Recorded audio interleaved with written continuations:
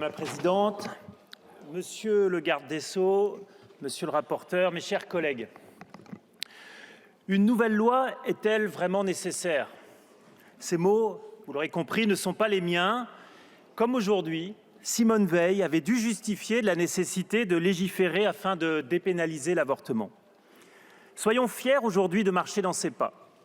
Et c'est non sans émotion que nous nous retrouvons une nouvelle fois pour défendre l'inscription de la liberté de recourir à l'interruption volontaire de grossesse dans la Constitution.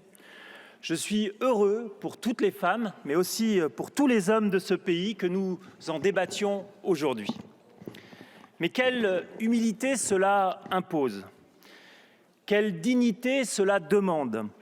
Et j'espère que nous saurons collectivement l'avoir, tant le sujet est important, tant il touche l'intimité des femmes. N'oublions pas ce que cela signifie aussi, et hier comme aujourd'hui, il nous faut justifier la défense de ce droit et la nécessité d'en garantir sa protection. Le 24 novembre 2022, 32 voix ont voté contre la constitutionnalisation de l'IVG. 32 voix.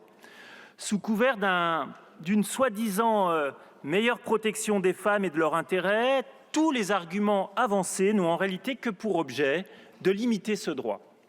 Cela interroge, cela effraie et cela illustre malheureusement que ce droit que nous pensons essentiel et inaliénable n'est pas hors d'atteinte, y compris dans nos démocraties. Cela justifie d'autant plus l'impérieuse nécessité d'inscrire ce droit fondamental dans la Constitution. Car oui, les anti-IVG sont bien toujours présents et vindicatifs dans notre pays. Alors ne soyons pas dupes et agissons.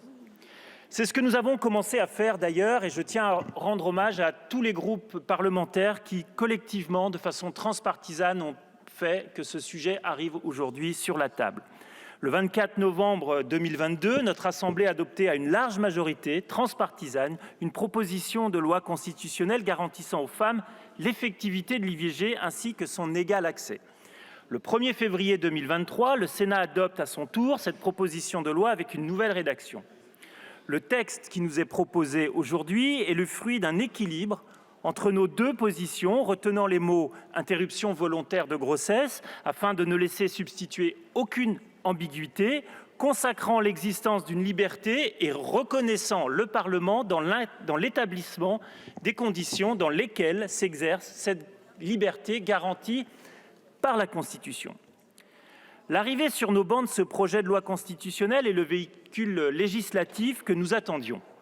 Elle marque ni plus ni moins la volonté du gouvernement, de la représentation nationale, d'aller au bout de ce processus législatif grâce à un vote des parlementaires qui seront réunis en congrès. C'est une aspiration de toute la société. Plus de 80% des Françaises et des Français souhaitent cette constitutionnalisation.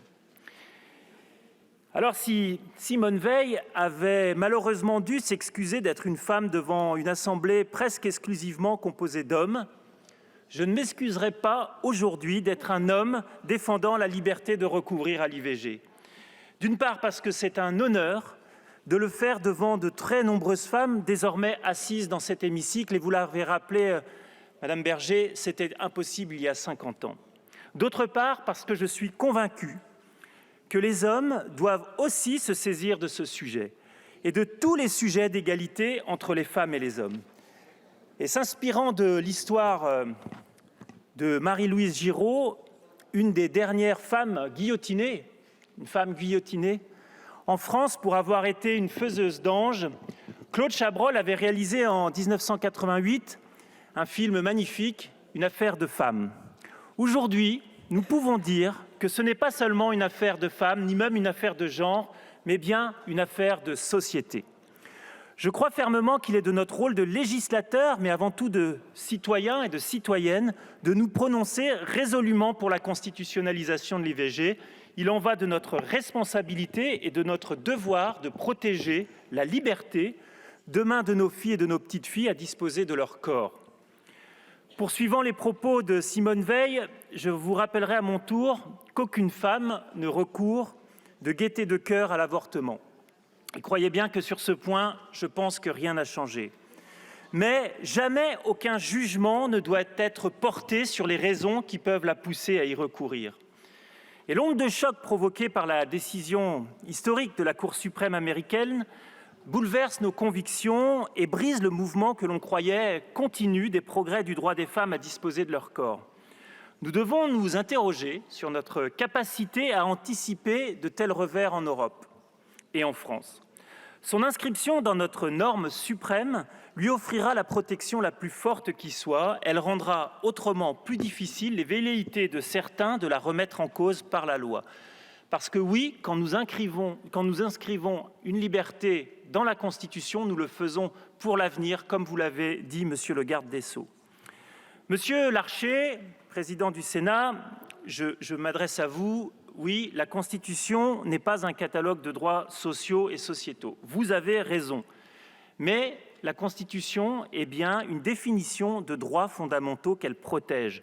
Donc oui, l'IVG y a toute sa place. Certains y voient là qu'un symbole presque inutile. Eh bien oui, mes chers collègues, la constitutionnalisation de la liberté de recourir à l'IVG par la France est aussi un symbole.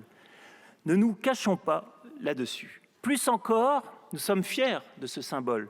Nous sommes fiers du message que cela ne manquera pas d'envoyer aux autres pays et je suis certain que d'autres pays suivront ce mouvement.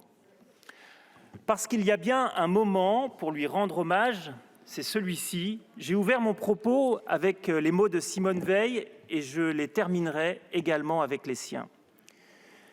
L'histoire nous montre que les grands débats qui ont divisé un moment les Français apparaissent avec le recul du temps comme une étape nécessaire à la formation d'un nouveau consensus social qui s'inscrit dans la tradition de tolérance et de mesure de notre pays.